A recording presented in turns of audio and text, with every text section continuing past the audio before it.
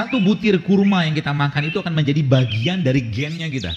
Ya, ilmu ini dikenal sebagai ilmu namanya nutri epigenetik atau nutrigenomik gitu kan. Jadi gen-gen kita itu memang diciptakan atau di-create dari apa yang kita makan. Jadi kalau yang dimakan nggak sehat maka jadi bagian dari gen. Kalau semakin dia tidak sehat maka dia akan memberikan tanda. Dan tubuh kita itu teman sekalian dia memberikan tanda kalau nggak sehat. Jadi tubuh kita itu memang memberikan signs kalau nggak sehat. Ya. Sebagaimana mobil kalau dia bermasalah maka dia juga ngasih tanda. Ya, tanda-tanda kepada kita bahwa dia sedang minta diperbaiki gitu kan, minta diperbaiki. Banyak atau adakah tanda-tandanya? Banyak. Ya, contohnya apa? Sering sakit kepala, sering pilek, susah buang air besar, jarang buang air besar, sering diare, mata hidung gatal ke berair, sering alergi, hidung sering tersumbat, perutnya terasa begah atau penuh, kemudian berat badan bertambah dan tidak pernah turun dengan diet olahraga. Wajahnya, area wajah bengkak-bengkak, lingkaran gelap sekitar mata, heartburn itu kayak orang panas di dada itu. Kemudian sering buang angin, ya. Kemudian napas dan tubuhnya bau, ya.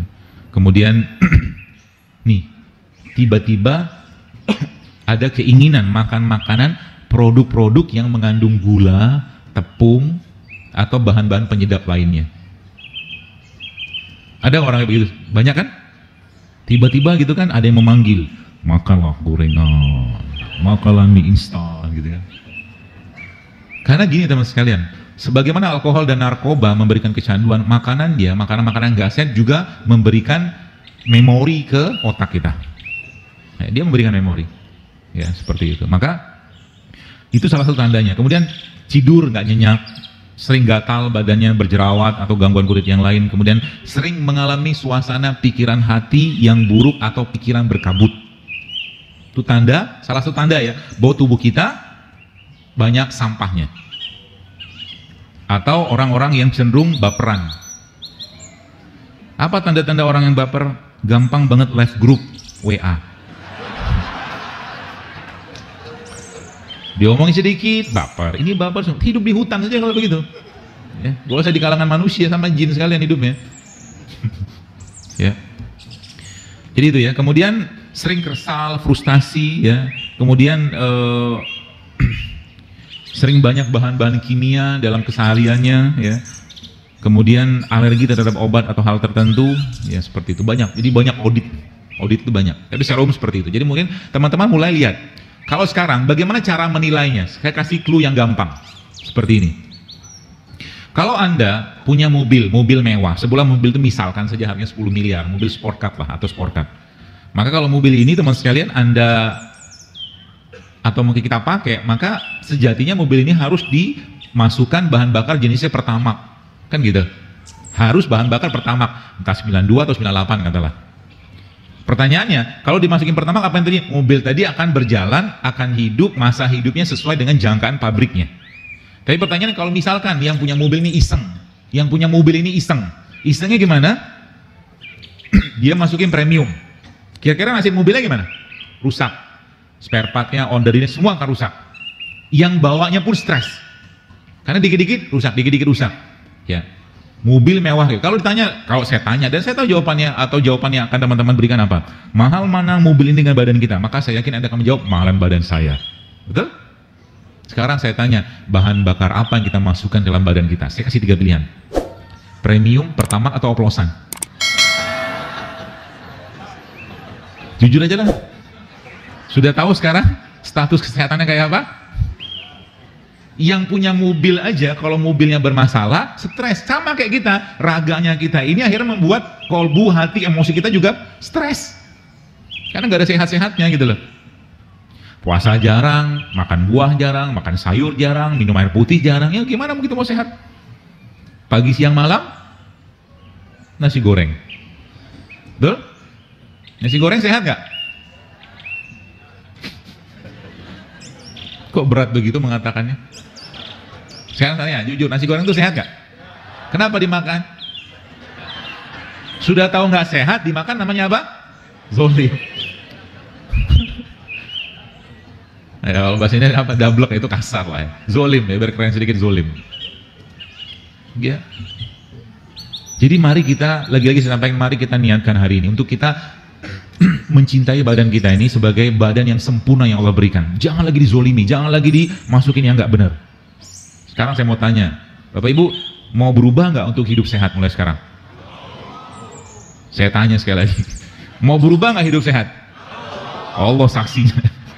Artinya kalau Anda mulai sekarang nggak makan sehat lagi, zolim, Allah yang saksi. Falyanzuril insana ila ta'ami. Perhatikan apa yang dimakan. Kan gitu kan? Kita dikasih pilihan, udah ngerti nggak sehat, jangan dimakan.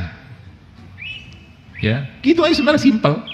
Kalau udah sehat juga jangan berlebihan dimakan. Nanti juga masalah. Minum madu 1 hari 1 kilo 1 liter, kencing manis juga. Iya kan? Banyak orang tanya kan, dokter saya makan kunyit gitu kan, kunyit saya baca penelitiannya katanya bisa bikin rahim kering, inilah mandul segala macam. Iya kalau ente minumnya seember sehari. Pernahkah orang negeri ini keracunan minum kunyit? Ada? Gak ada. Orang tua kita, nenek moyang kita zaman dulu ya jamu, anteng-anteng aja mereka. Gigi masih oke, uban tak banyak. Kita baru 30 tahun udah ubanan. Uban itu kan tak ada oksidasi.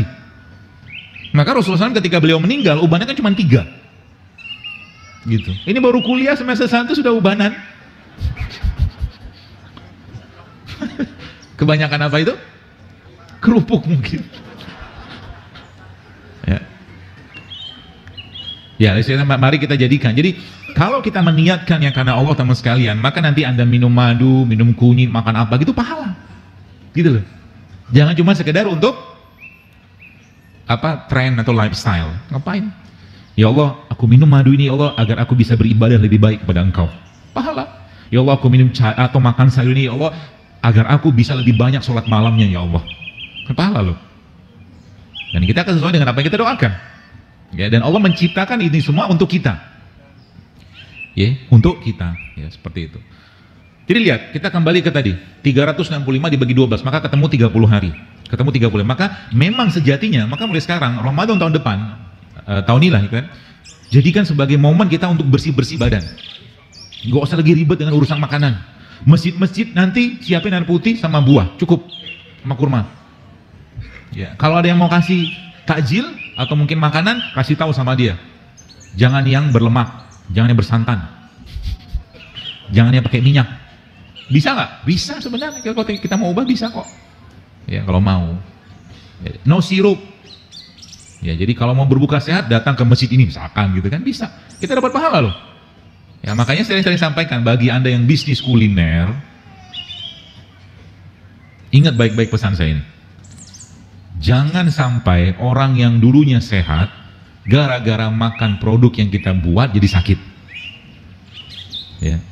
Namanya apa itu?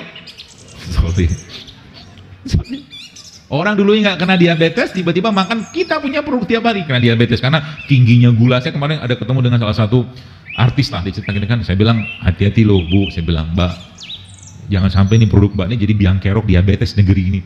Iya sih dok, dia bilang banyak banget gulanya, dia bilang kue-kue gitu. Ya. Ya, mendingan daripada seperti itu, mendingan kita ambil peluang yang lain.